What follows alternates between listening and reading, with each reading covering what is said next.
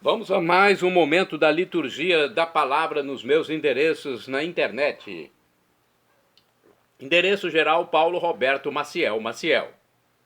Querendo ir direto ao Instagram, é @Paulo Roberto Maciel 6 barra.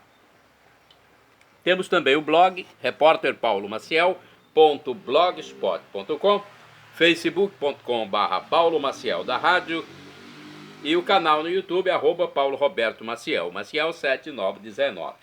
Liturgia referente ao dia 28 de janeiro de 2026. Quarta-feira, dia de Santo Tomás de Aquino, presbítero e doutor da Igreja, dentro da terceira semana do tempo comum, no ano litúrgico A. A cor dos paramentos litúrgicos é branca. No rito temos o ofício da memória. Vamos à primeira leitura. Leitura do segundo livro de Samuel, capítulo 7, versículos do 4 ao 17. Naqueles dias a palavra do Senhor foi dirigida a Natã nestes termos: vai dizer ao meu servo Davi, assim fala o Senhor, porventura és tu que me construirás uma casa para eu habitar? Pois eu nunca morei numa casa desde que tirei do Egito os filhos de Israel até o dia de hoje, mas tenho vagueado em tendas e abrigos. Por isto, todos os lugares onde andei com os filhos de Israel, porventura, algum dos chefes de Israel que encarreguei de apacentar o meu povo,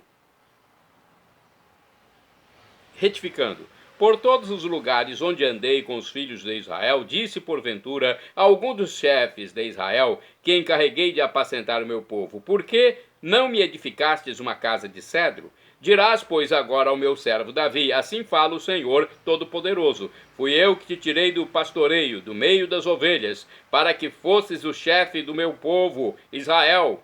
Estive contigo em toda parte por onde andaste, e exterminei diante de ti todos os teus inimigos, fazendo o teu nome tão célebre como o dos homens mais famosos da terra. Vou preparar um lugar para o meu povo Israel. Eu o implantarei de modo que possam morar lá sem jamais ser inquietado. Os homens violentos não tornarão a oprimi-lo como outrora, no tempo em que eu estabelecia juízes sobre o meu povo Israel. Concedo-te uma vida tranquila, livrando-te de todos os teus inimigos, e o Senhor te anuncia que te fará uma casa. Quando chegar o fim dos teus dias e repousares com teus pais, então suscitarei, depois de ti, um filho teu, e confirmarei a sua realeza. Será ele que construirá uma casa para o meu nome, e eu firmarei para sempre o seu trono real. Eu serei para ele um pai, e ele será para mim um filho. Se ele proceder mal, eu o castigarei com vara de homens e com golpes dos filhos dos homens. Mas não retirarei dele minha graça, como a retirei de Saul, a quem expulsei da minha presença.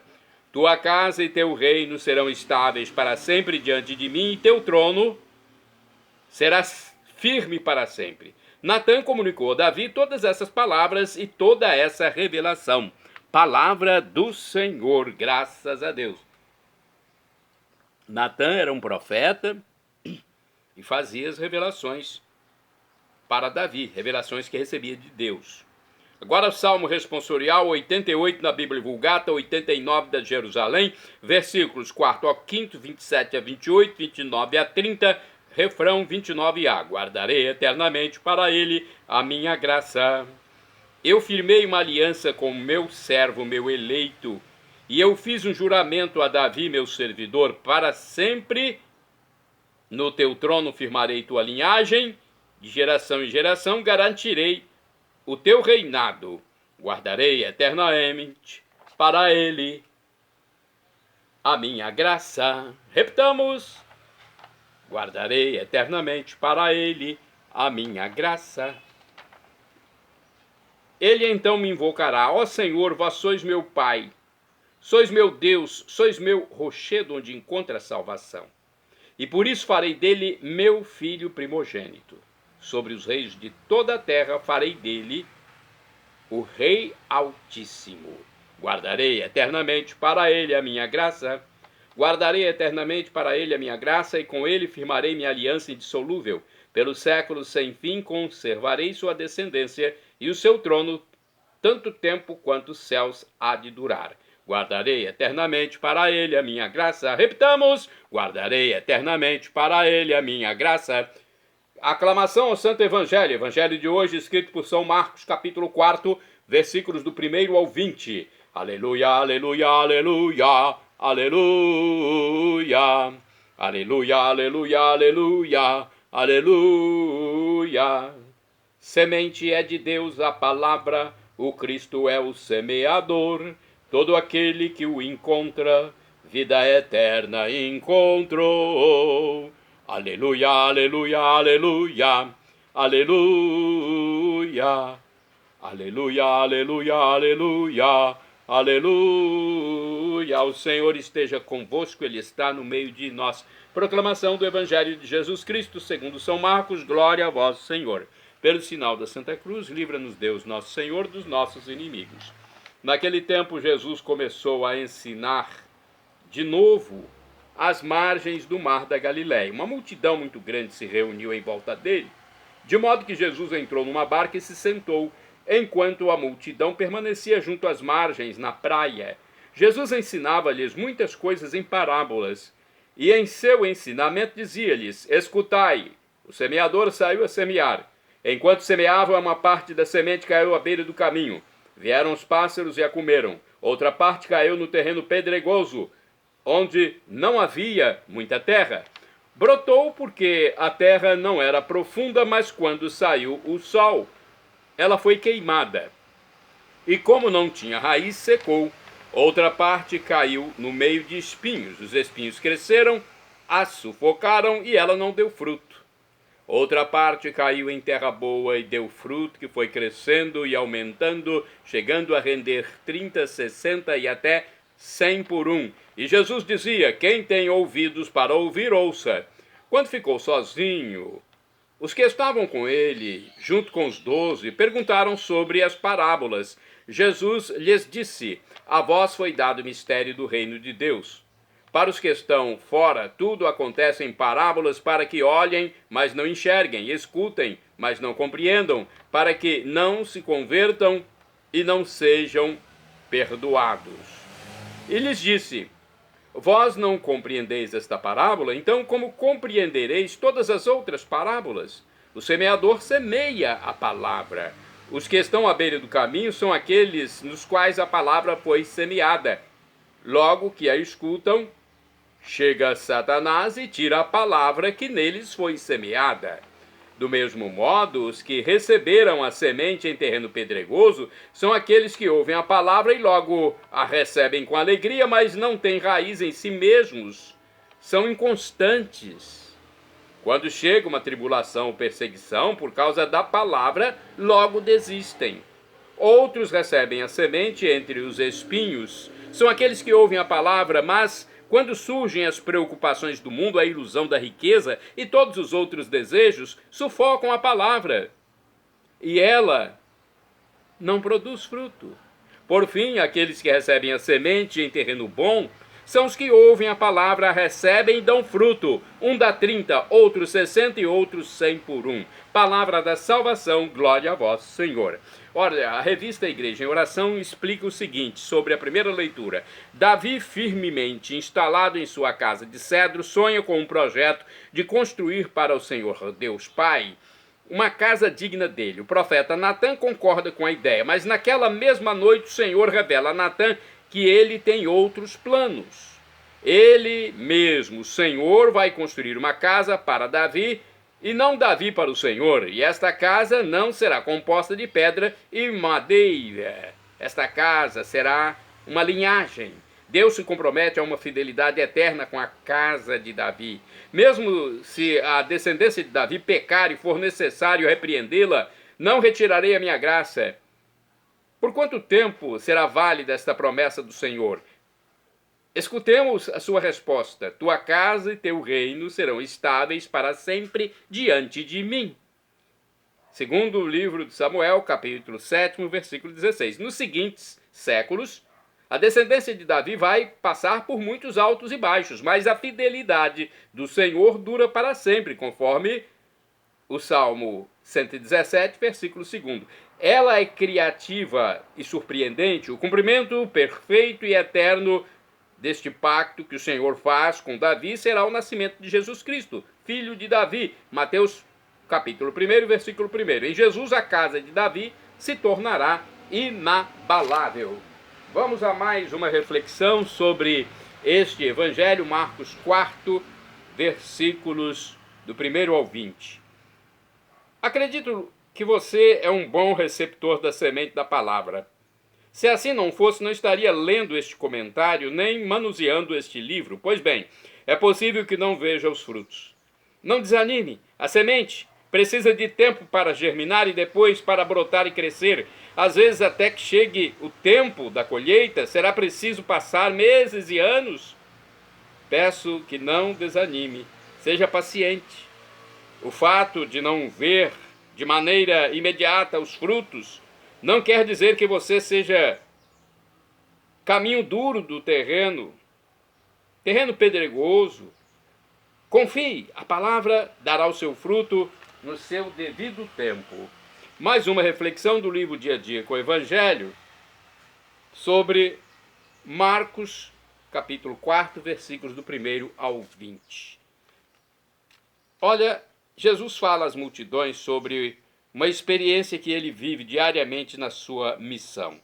O conteúdo da sua pregação no Evangelho é a palavra de Deus, que ele distribui abundantemente. Constata, porém, que diante dela seus ouvintes apresentam reações diferentes.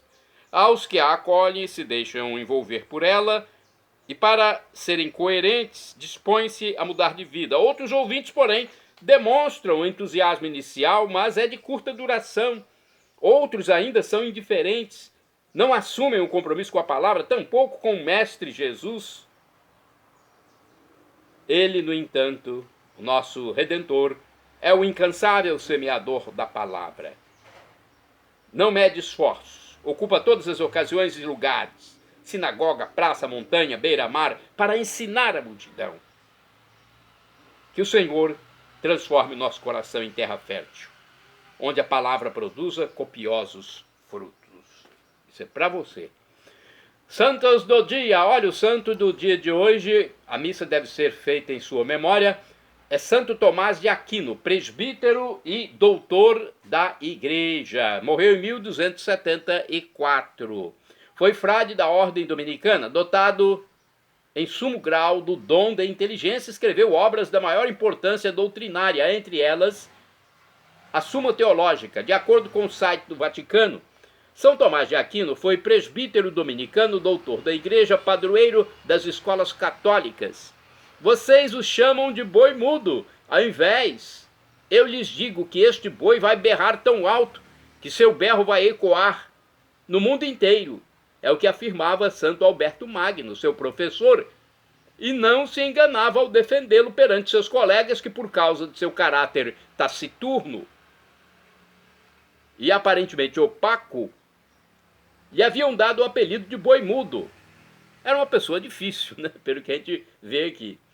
Tomás nasceu numa família de condes, Aquino, no castelo de Roccasecca, no sul do Lácio, unidos por vínculos de parentela ao imperador Frederico II.